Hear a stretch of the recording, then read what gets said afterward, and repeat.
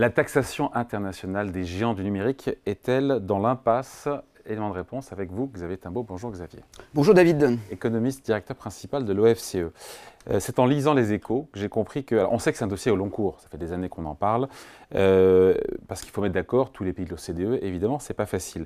Et quand je lis les Échos, je lis qu'un accord qui est théoriquement possible d'ici la fin du mois, mais qui semble mal parti. Et en même temps, je croyais qu'on s'était mis tous d'accord sur l'idée qu'il y avait un taux d'imposition minimum effectif de 15% pour les multinationales, qui a déjà été adopté dans le cadre de l'OCDE, qui est appliqué, d'ailleurs qui n'est pas appliqué par les États-Unis, qui est appliqué en Europe et en France, qui rapporte, je ne sais plus, 700-800 millions d'euros. Expliquez-moi, je suis perdu là, et je pense que je ne suis pas le seul. Alors, il y a une première chose qui est le pilier numéro 2. Le pilier, oula, il y a combien de piliers en tout? Il y en a plusieurs. Il y en a 3. Le pilier numéro 1, c'est vous. Le pilier numéro 2, c'est le taux d'imposition minimum, à 15%. C'est le plus important. Alors, c'est le plus important, mais vous allez voir, il y a quand même une petite nuance. Alors, sur ce pilier numéro 2, donc, ce voté, pilier numéro 2, c'est voté. L'accord... Dans le monde entier, enfin, je vais voter dans le cadre de l'OCDE. C'est accepté par tous les pays. Ouais. Ensuite, il faut que l'accord global soit accepté, tous les piliers. Pays par pays. Non, déjà, il faut quand même que l'accord de taxation des multinationales soit adopté. C'est le cas ou pas? Et non, pas encore. D'où l'importance du pilier 1 et du pilier 3. Et d'une part, et puis après, on peut aussi décider de n'appliquer que le pilier 2. Ce que fait l'Union européenne. Ce que a anticipé de faire l'Union européenne. Et ensuite, il y a la transposition de ce pilier dans le droit national. En fait, c'est l'autorisation qui est donnée aux États de pouvoir taxer à 15% au minimum ou de compléter à 15%. C'est ce qui se passe en France, cette taxe nationale sur les géants du numérique, elle existe. J'ai le chiffre. En France, taxe GAFA qui devrait rapporter cette année 800 millions d'euros. Voilà, mais la taxe GAFA n'est pas dans le pilier 2. C'est une anticipation de ce qu'aurait pu être le pilier 2. Il y a 2 pays dans le monde qui ont une taxe GAFA. Voilà, il y a la France et le Canada qui envisagent d'en mettre une en place. Mais c'est pas dans le cadre de l'accord. C'est une espèce d'anticipation sur ce que pourrait être l'accord.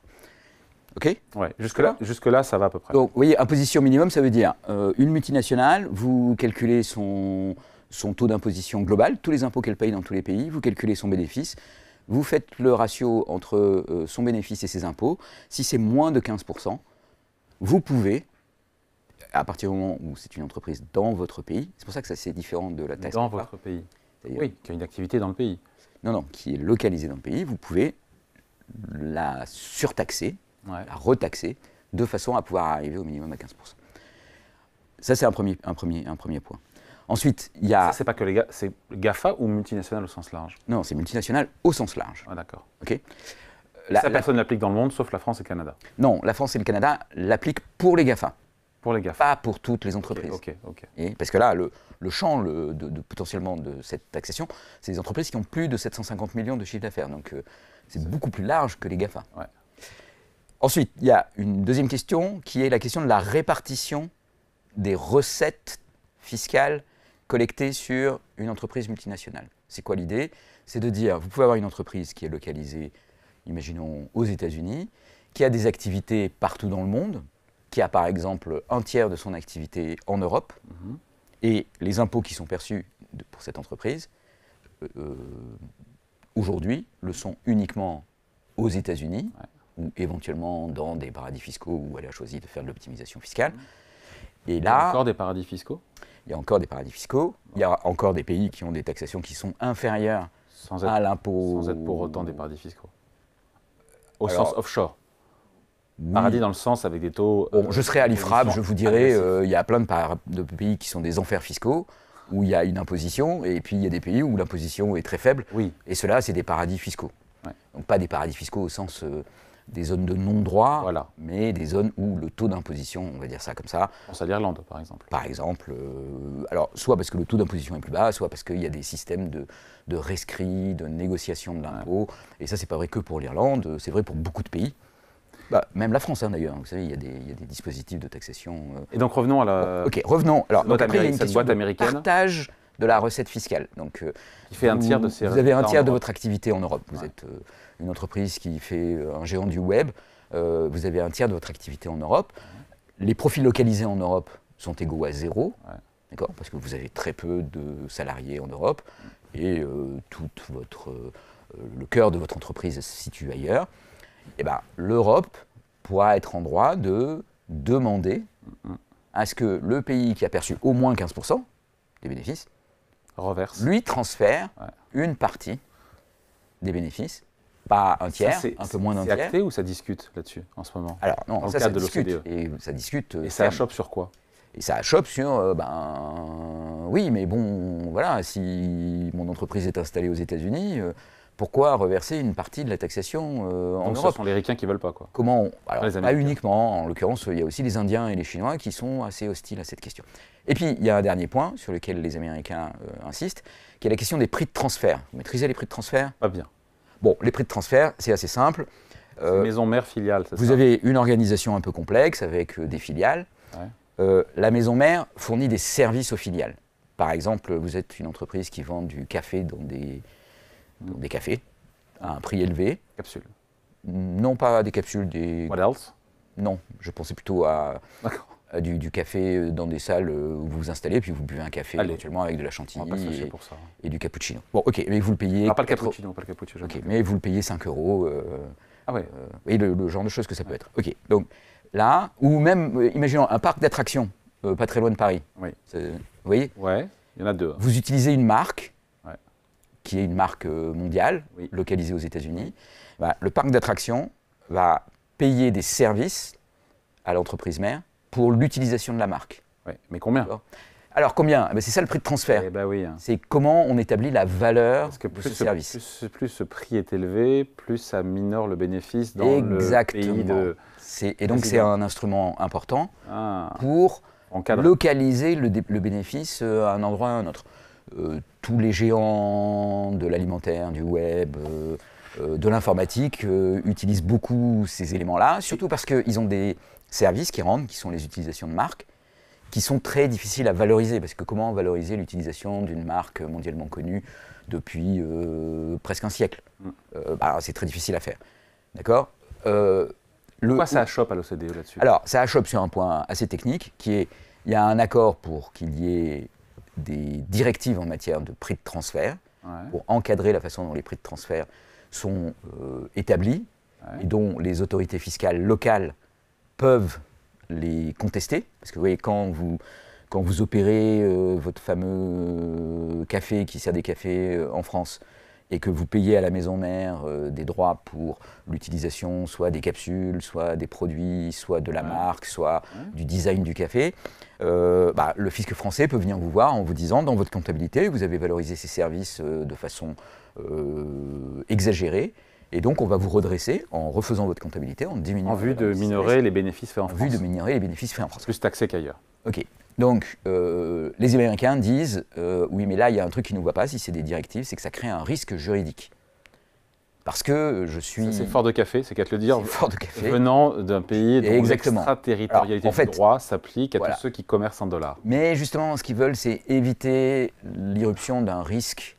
Parce que, vous voyez, si on fait des directives et qu'une administration fiscale interprète ces directives de façon un peu plus stricte, eh ben, l'entreprise localisée aux États-Unis qui a interpréter les directives d'une autre façon, va se retrouver face à une administration fiscale tatillonne qui va lui réclamer des impôts et ça va créer un risque juridique pour cette entreprise. Et ça ne plaît pas aux États-Unis parce que c'est une entreprise américaine et que la sécurité du droit. Bon, alors peut-être derrière, il y a aussi l'idée pour les Américains de ne pas trop pénaliser leurs entreprises et l'utilisation de ces marques globales qui sont en fait généralement surtout américaines. Il y en a quelques-unes qui sont européennes, Nestlé par exemple en est une sur lesquelles il y a des questions de prix de transfert assez importantes, mais qui conduisent à transférer beaucoup de bénéfices en Suisse. Oui. Donc de façon d'ailleurs tout à fait légale. Mais... Donc on se dit qu'on a compris les différents piliers, on a compris que ça achoppait à chaque fois. Au mois de juin, il se passe quoi? Donc il y a encore des rencontres dans le cadre du G7, l'OCDE, encore une fois, il y a vraiment un risque que personne ne se mette d'accord. Et qu'est-ce qui se passe? Parce qu'on sait notamment qu'il y a des élections aux États-Unis, avec possiblement un changement de président, de majorité, qui est aujourd'hui au Sénat, pour partie, une majorité démocrate. Voilà, qu'est-ce qui va se passer là, dans les prochaines semaines et prochains mois? Alors, qu'est-ce qui va se passer? Bon, c'est un dossier... On est encalminé? On ne peut pas dire ça aujourd'hui.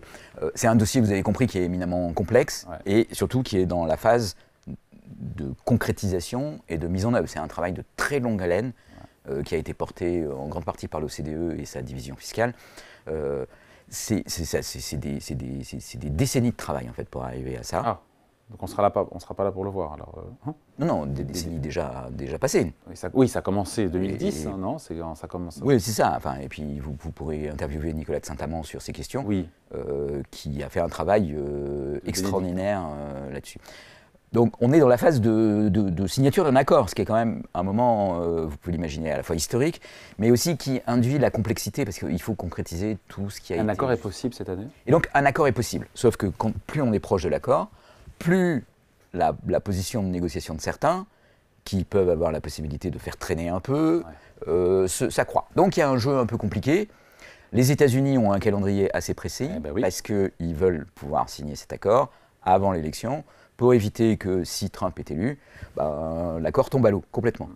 Alors ça c'est à la fois un moyen de pression sur les États-Unis, mais c'est un moyen de pression sur tout le monde en fait, parce que oui, les pays qui ne signeraient pas prennent le risque de ce scénario, et si les États-Unis ne signent pas, cet accord il sert un peu à rien. Donc je pense que tout le monde a conscience du calendrier, tout le monde a envie d'avoir un accord. Il y a un certain nombre d'exigences qui vont être négociées, échangées contre d'autres points. Moi, je suis prêt à faire le pari qu'on va avoir un accord.